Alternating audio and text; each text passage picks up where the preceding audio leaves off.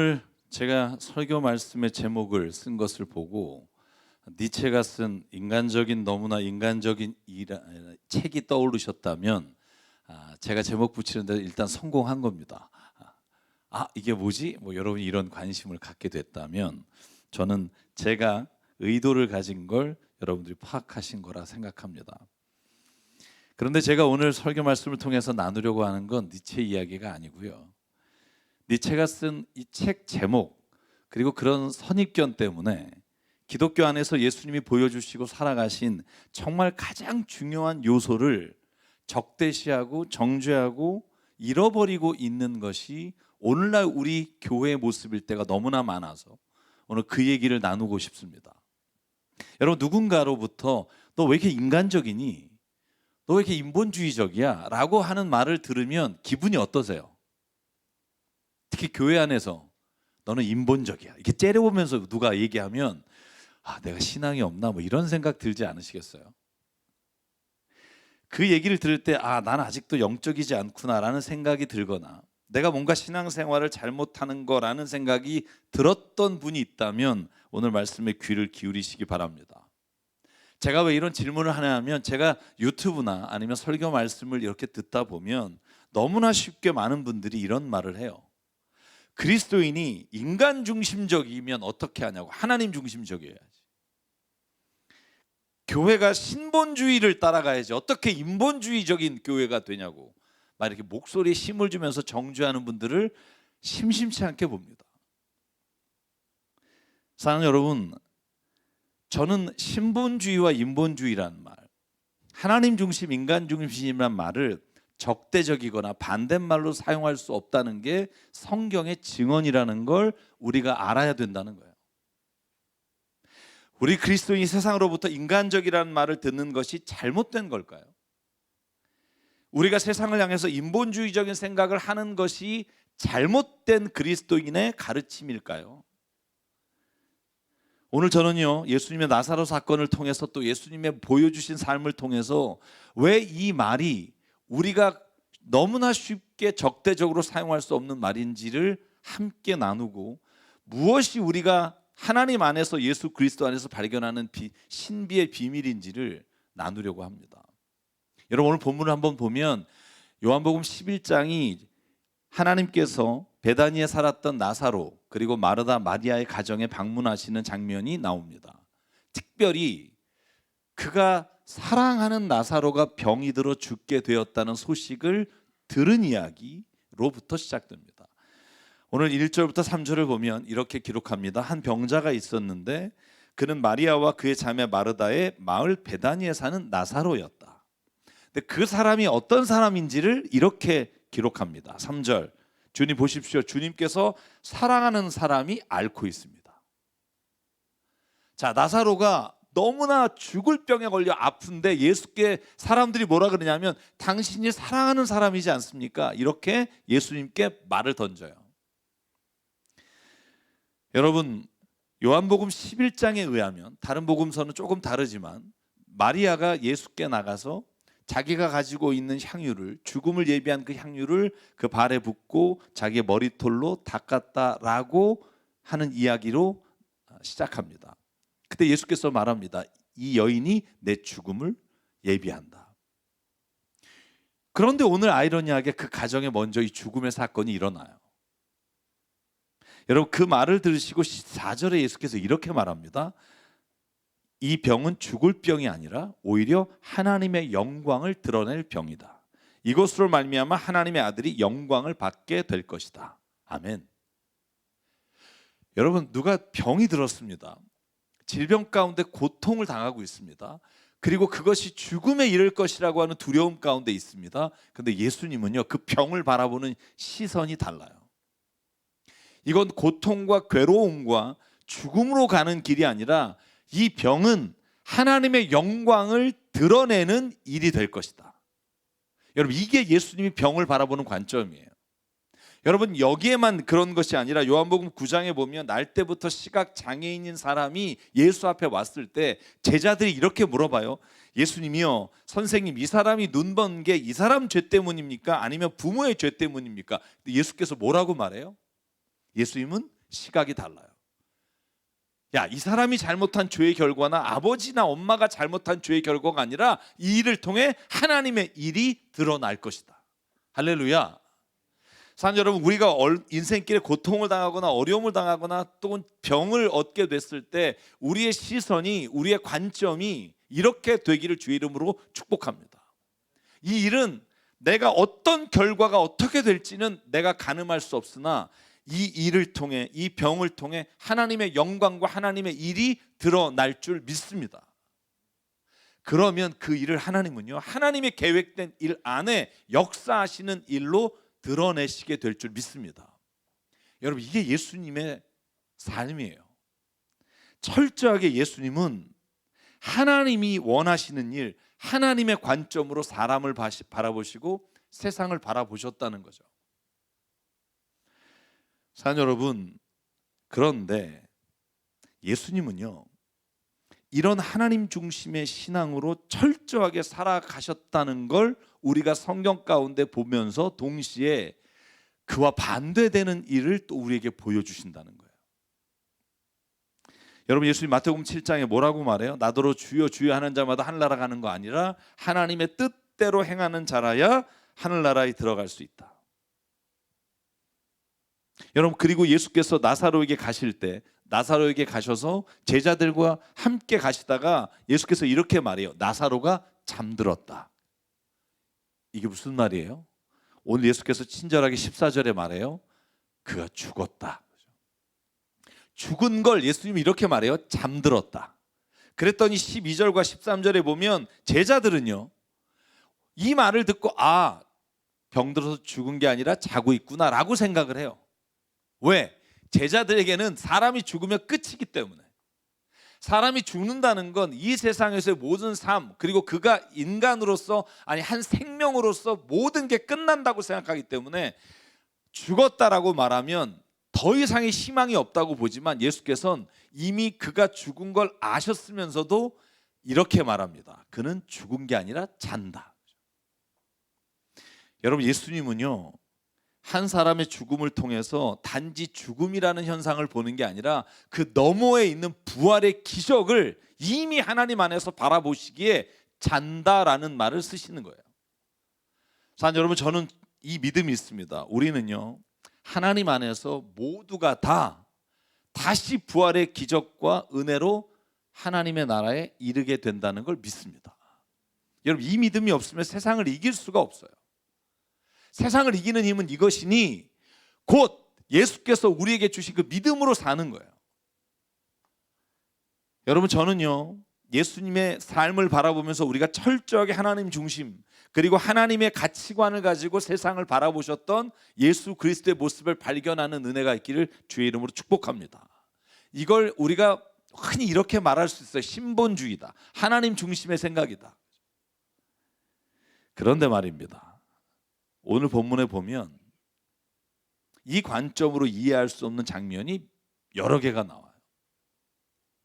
여러분, 먼저 33절에 보면 예수께서요, 마르다가 예수님께 와서, 마리아가 예수님께 와서 내 오라버니가 죽었습니다. 당신이 있었으면 죽지 않았을 텐데 하면서 비통하며 눈물을 흘리는 걸 보시고, 여러분 33절에 뭐라고 돼 있냐면 그가 우는 것을 보시고 마음이 비통하여 괴로워하셨다. 여러분, 천국에 소망이 있는데 왜 괴로워요? 어떤 분 이런 얘기하는 분 있어요. 기독교 장례가 바뀌어야 됩니다. 우는 게 아니라 막 찬송하고 기타 치면서 막 할렐루야 이렇게 막 그 화려한 옷을 입고 우리가 죽음을 하나님의 나라로 들어가는 축제라고 여기면서 해야 된다는 분이 있어요. 저는 그게 틀렸다고 생각하진 않아요. 한번 상상해 보시면 장례식장에서 우리 기독교인들이 할렐루야 이렇게 하면서 이렇게 모든 사람이 다 춤추면서 이렇게 기쁜 얼굴로 있다는 걸 보면 사람들이 무슨 생각을 할까요? 모르겠어요. 믿음이 진짜 좋다 이런 생각을 할지, 쟤네 왜 여기서 같이 이러니, 뭐 다른 데 가서 있지, 뭐 이런 생각을 할지. 근데 예수님은요, 오늘 그 비통하게 우는 자매를 보면서 성경이 이렇게 말해요. 마음이 비통하여 괴로워하셨다. 35절, 예수께서는 눈물을 흘리셨다. 너무 인간적이잖아요. 아니, 하나님이 인간의 고통과 괴로움을 보셨더라도 미래에 대한 부활의 소망을 갖고 있는데, 아니 같이 비통해하면서 우는 모습을 보여주는 건 너무 인간적이잖아요. 너무 인간의 가장 연약한 부분을 하나님께서 드러내는 거잖아요. 그런데 저는 오늘 이 장면을 보면서 깨닫게 되는 게 뭐냐 하면, 예수께서는요, 이 땅에 오실 때 철저하게 하나님이 누구시며 하나님이 무엇을 원하시며 하나님께서 우리 안에 어떤 일을 행하실지를 기대하기를 원하시는지를 말씀하기 위해 오셨지만, 그러나 결코 그분은 우리가 가진 인간의 문제와 어려움과 고통을 외면하는 게 아니라 그걸 안아주시고 감싸주시고 공감하심으로 말미암아 하나님의 나라를 선포하셨다는 거예요. 우리가 이걸 잊어버리면 안 돼요. 그러므로 죽음이나 질병이나 장애가 인간을 징벌하시는 하나님의 수단이 아니라 하나님의 영광을 드러내는 일이라고 믿으셨음에도 불구하고 슬퍼하며 울며 애통하는 자들과 함께 비통해하면서 우셨다는 거예요. 너무 인간적이잖아요. 그런데 하나님은요, 인간적이시다고요. 저는 이 말씀을 오늘 꼭 드리고 싶어요. 하나님은요, 하나님 중심적이란 말과 인간 중심적이란 말을 구분하지 않으세요. 예수님은 이 세상에서 인간적인 면을 부정하려고 오신 게 아니에요. 미워하고 적대시하라고 오신 게 아니에요. 그 인간의 연약함을 안아주시기 위해 오셨다는 거예요. 제가 여러분에게 물어볼게요. 성경은 신본주의를 말하고 있습니까? 여보세요? 성경 말씀은 신본주의를 말하고 있습니까? 네, 맞습니다. 그럼 또 질문할게요. 그러면 성경은 인본주의를 말하고 있습니까?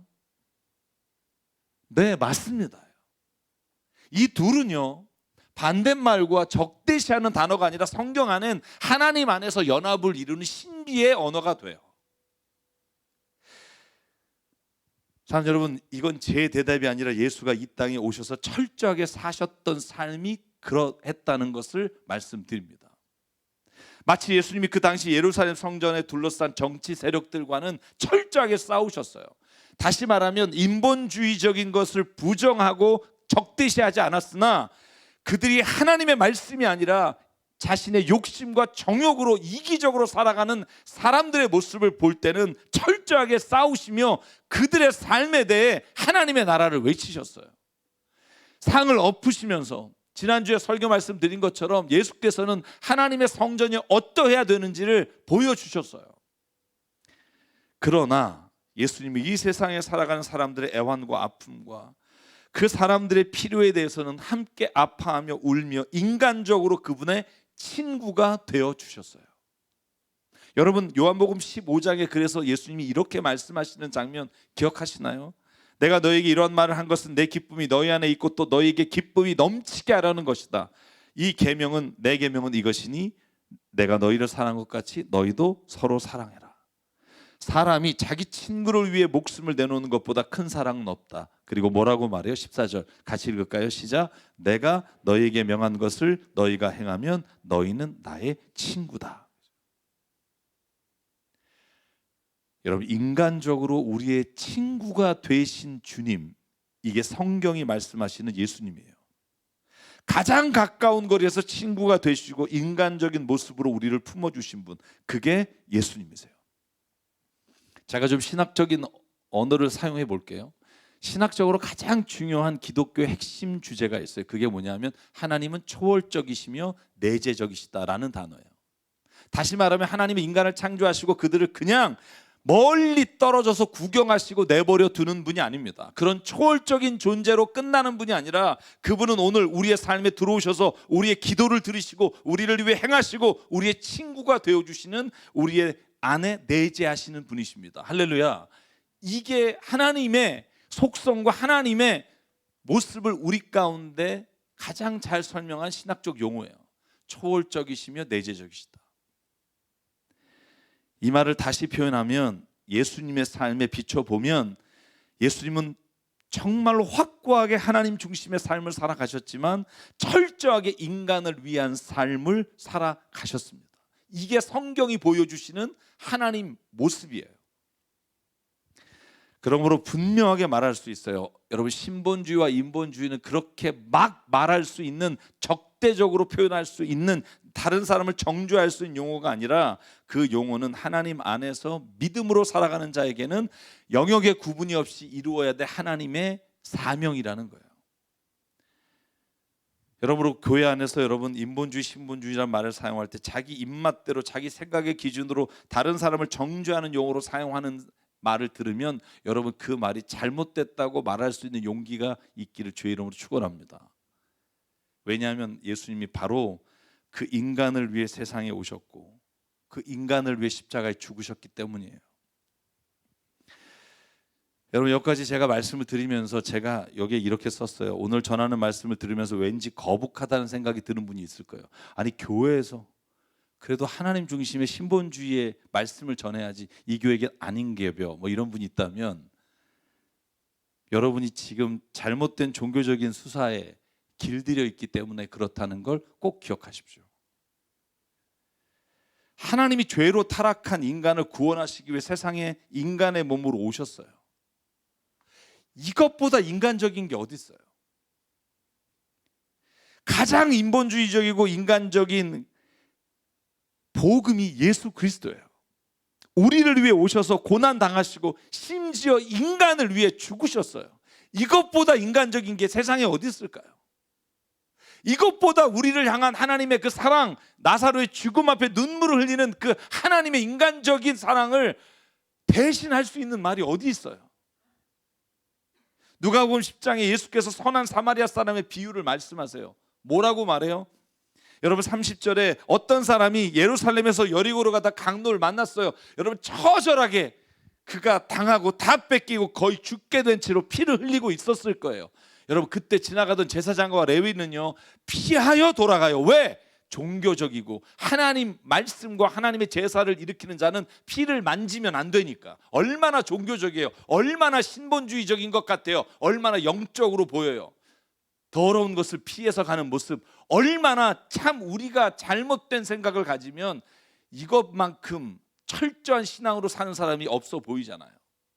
예수님이 뭐라고 말해요? 이들을 칭찬해요? 아니요. 어디 사마리아 사람, 다 너희들이 죄인이라고 부르는 그 사람이 와서 그를 싸매주고 그를 여관에 데려가서 그를 보호해주고, 예수께서 33절과 34절에 그가 행한 일들이 이렇게 기록해요. 어떤 사마리아 사람은 길을 가다가 그 사람이 있는 곳에 이르러 그를 보고 치근한 마음이 들어 가까이 가서 그 상처에 올리브 기름과 포도주를 붓고 싸맨 다음에 자기 짐승에 태워 여관으로 데리고 가서 돌봐주었다. 36절 37절 예수께서 물어요. 너는 이 세 사람 가운데 누가 강도 만난 사람이 이웃이 되어주었다고 생각하니? 그가 말했다. 자비를 베푼 사람입니다. 예수께서 대답하셨다. 가서 너도 이와 같이 하라. 이와 같이 하라는 거예요. 신 하나님, 여러분, 이 이름을 들먹인다고 영적이 되는 게 아니에요. 하나님 중심으로 삽시다 한다고 하나님 중심으로 사는 게 아니에요. 여러분, 예수님이 말씀하신 행동의 기준은 신본주의냐 인본주의를 나누는 게 아니라 하나님 사랑과 이웃 사랑이라는 명제로 그 기준으로 우리를 바라보신다는 거예요. 그런데 하나님 안에서 이 둘은 하나예요. 결코 떨어질 수 없는 거예요. 우리도 신앙의 길을 걸어갈 때 기준이 신본이냐 인본이냐는 기준을 가지고 말하는 사람을 보면 여러분, 그 사람의 의도를 의심해야 돼요. 진짜 하나님을 사랑하는 게 인간을 사랑하는 거고, 진짜 인간을 사랑하는 게 하나님을 사랑하는 겁니다. 예수께서 하신 말씀이에요. 여러분, 어떤 목사가 우리는 절대로 인본주의적으로 살지 않고 신본주의 하나님 중심으로 살아야 합니다 하면 아멘하고 은혜 받으실 수 있어요. 저는 그것도 하나님이 주신 감동이라고 생각해요. 그런데 그런 기준으로 말하는 것을 보고 영적이라고 생각하지 마십시오.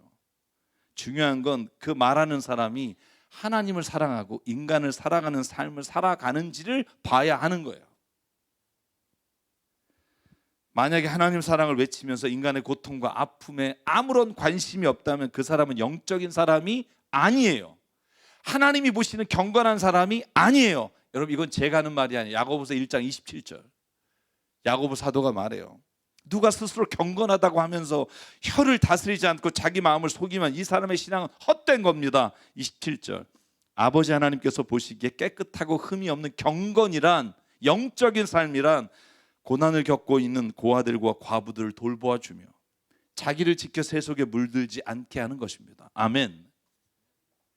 진짜 영적인 게 뭐예요? 진짜 우리의 삶의 고난과 아픔의 자리에 함께하며 함께 우는 게 영적이고 경건한 삶이다. 야고보 사도가 말해요. 아무리 외치는 자가 신앙을, 하나님을, 신본주의를 외친다고 해서 그 사람이 하나님을 정말 가장 중요한 분으로 여기며 사는 게 아니야. 경건이 뭐예요? 가장 인간적으로 사람을 대하면서도 이 세상에 물들지 않고 사는 거, 그게 경건이에요. 예수의 삶으로 말하면 죄인과 세리와 함께 하시고 그들과 함께 식사하시고 그들과 함께 어울려 계시면서도 결코 그 죄 가운데 살아가지 않으신 게 경건이에요. 그걸 피하여 그걸 정죄하고 나누는 것이 경건이 아니라 그 한 사람 한 사람을 하나님 안으로, 하나님이 어떻게 우리를 창조하시고 어떻게 사랑하시는지를 보여주시기 위해 그들과 함께 하는 게, 그게 예수님의 삶이에요. 사랑하는 성도 여러분, 예수님 철저하게 신앙적인 기준으로 질병과 사람을 보셨으나 그러나 철저하게 인간의 기준으로 그들과 함께 하시고 안아주시고 그들의 친구가 되어주셨습니다. 그러나 여러분, 인본주의란 말을 가지고 자기 합리화하며 세상의 욕심과 죄악으로 살아가는 속임수를 사용하는 사람이 분명히 있습니다. 주의해야 합니다. 그러나 그것 때문에 우리가 그리스도 안에, 기독교 안에 가장 중요한 하나님의 말씀을 외면하며 살지 않기를 주의 이름으로 축복합니다. 잠언 16장 9절에 제가 제일 좋아하는 말씀 가운데 하나입니다. 사람이 마음으로 자기의 길을 계획할지라도 그 걸음을 인도하시는 분은 주님이십니다. 하나님은요, 우리를 하나님 마음대로 이렇게 움직여가는 분이 아니라 우리가 하나님의 주신 하나님의 성품과 하나님의 뜻과 하나님의 것을 가지고 세상에서 계획하고 주어진 일을 감당하고 살아가길 원하시지만, 그러나 그걸 그대로 주지 않으시고 그 걸음걸음 가운데 하나님께서 이끌어 가시는 분이 우리가 믿는 기독교의 하나님이에요. 사랑하는 새사람교회 성도 여러분, 철저하게 하나님 말씀을 통해 우리가 기독교적인 세계관과 가치관으로 우리의 삶을 바라보길 바랍니다. 어려움이 옵니까? 힘든 일이 오세요? 견딜 수가 없어요? 그 일에 하나님의 뜻이 있음을, 하나님의 역사가 일어날 것임을 믿음으로 바라보는 은혜가 있기를 바랍니다. 그러나 주님 앞에서 철저하게 또한 인간적이 되기를 기도합니다. 누군가의 고통 앞에서 야, 하나님을 믿는데 왜 그렇게 괴로워해? 라고 말하는 게 아니라 함께 울며 함께 그 사람의 고통을 내 고통으로 여기며 가장 인간적이시고 인간을 위해 죽으신 그 예수가 우리의 삶에서 드러나는 삶이 되기를 주의 이름으로 축복합니다. 저는요, 그래서 이런 말을 듣고 싶어요. 그 목사 진짜 인간적이다. 저는 이 말 듣는 걸 부끄러워하지 않으려고 해요. 왜냐하면 예수님이 바리새파 사람들에게 들었던 가장 예수님을 향한 비난이 바로 그 말이었기 때문이에요. 왜 저런 인간들과 함께 어울리느냐? 그러나 예수님은 그 말에 결코 흔들리지 않으셨고 끝까지 그들의 친구가 되어주시고 끝까지 십자가 위에서도 그를 욕하는 자를 구원하시기 위해 끝까지 안으셨던 분이 예수님이십니다. 사랑하는 여러분, 그러므로 저와 여러분의 삶이 이 세상이 끝이야 라고 말하는 사람들에게는 하나님의 나라가 있음을 선포하고, 그러나 동시에 이 세상에서 영적인 것을 말하면서 사람의 필요에 눈이 멀어 있는 사람을 바라볼 때 그들을 향해 하나님의 꿈을 말할 수 있는 사람이 되기를 주의 이름으로 축복합니다. 저는 그래서 오늘 저와 여러분이 어딜 가나 그 얘기를 들으면 좋겠어요. 진짜 하나님 믿는 분인데 진짜 인간적입니다. 여러분, 이 말을 들으면 저희는 더 내가 진짜 주의 말씀대로 살고 있구나. 여러분, 물론 인간적이라는 말을 잘못 사용하는 말을 제가 말씀드리는 게 아니라 주님 안에서 예수님이 들었던 그 말씀을 듣는 것을 기뻐하는 삶, 저는 그게 바로 오늘 예수께서 같이 애통해하며 눈물 흘렸던 삶이라고 믿고, 오늘 저는 그 삶을 저와 여러분이 살아가게 되길 주의 이름으로 축복합니다. 여러분, 그래서 오늘 제가 찬양을 정말 수십 곡을 부르다가 이 곡이 아마 안 불러보신 분은 어렵겠지만 가사가 제가 정말 오늘 말씀을 나누려고 했던 가사여서 함께 부르려고 합니다. 이 세상에 가장 아름다운 예수께서 오신 이유라는 곡인데요,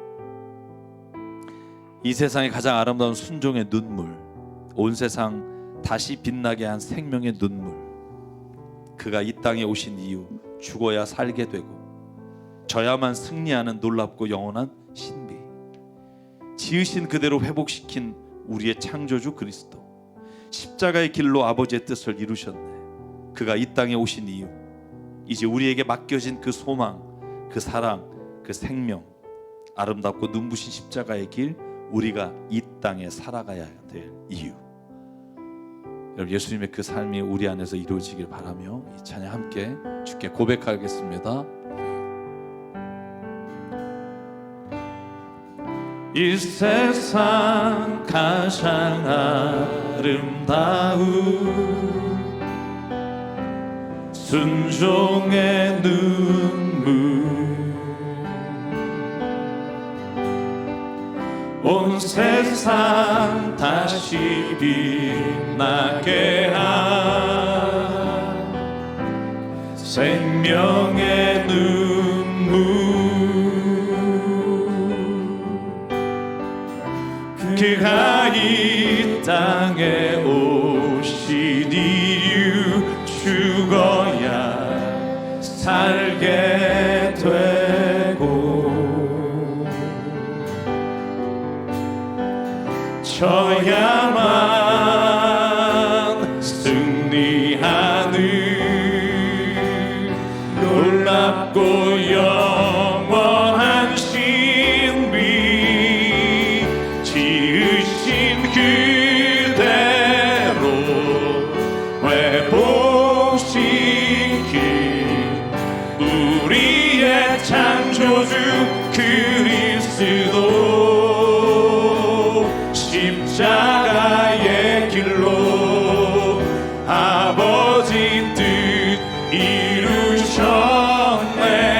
그가 이 땅에 오신 이유,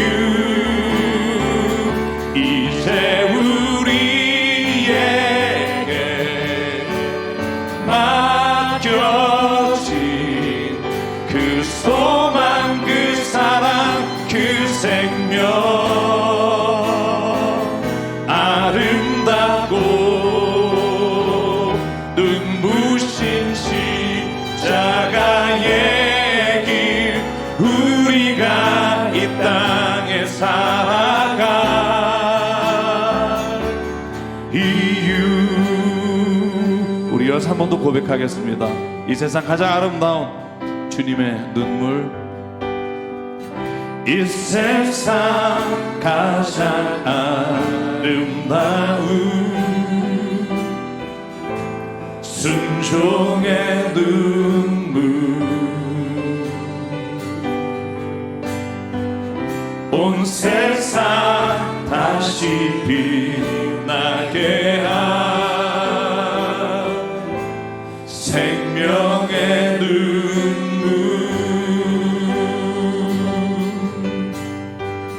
그가 이 땅에 오신 이유, 죽어야 살게 되고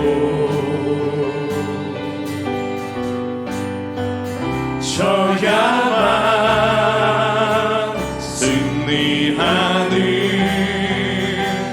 놀랍고 영원한 신비, 지으신 그대로 회복시킨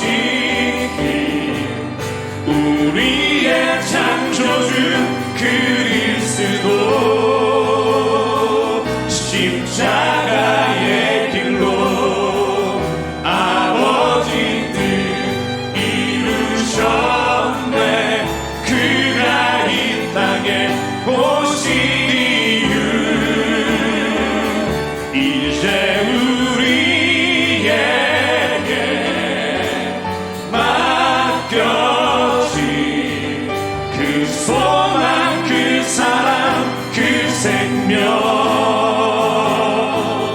아름답고 눈부신 십자가의 길 우리가 이 땅에 살아가 이유. 우리가 함께 기도하기 원합니다. 하나님, 우리가 흔히 우리는 하나님 중심이다라는 말을 내뱉으며 우리에게 맡겨주신 이 사명, 이 세상의 가장 낮은 곳, 가장 힘든 사람, 가장 고통 가운데 있는 그 누군가를 끌어안고 함께 우는 이 사명을 하나님 잃어버리지 않게 하시고, 주께서 우리에게 보여주셨던 그 길, 그 사명 걸어가게 도와주시옵소서. 오늘 주님 앞에 말씀을 기억하며 이 시간 결단하며 하나님 앞에 기도하겠습니다. 사랑과 은혜 하나님 감사합니다. 오늘도 이 시간 주님께서 우리를 부르시고 주의 자녀 삼아 주무시고 아버지 성전 안에 교회 안에 머물러 우리끼리 예배하며 우리끼리 하나님 아버지를 찬양하십니다. 우리가 찢겨도 아파도 아버지 이 세상의 가장 깊은 곳, 가장 어려운 곳에 찾아가 하나님의 그 일을 감당할 만한 믿음의 사람들에게 하나님 역사하여 주시옵소서. 아버지 하나님 감사드립니다. 오늘도 우리가 주님을 기도합니다. 주님의 말씀을 하나님의 역사를 구합니다. 내 안에 내 주님을 갈망하며 주님을 기다리는 하나님의 은혜를 구하는 자에게 소망 그 사랑 그는 생명 아버지께서 우리 가운데 그 일을 우리의 하나님의 역사를 이루어 주실 줄 믿사옵고 아버지께서 우리의 삶의 그 소망 감사하게 살아가 아멘.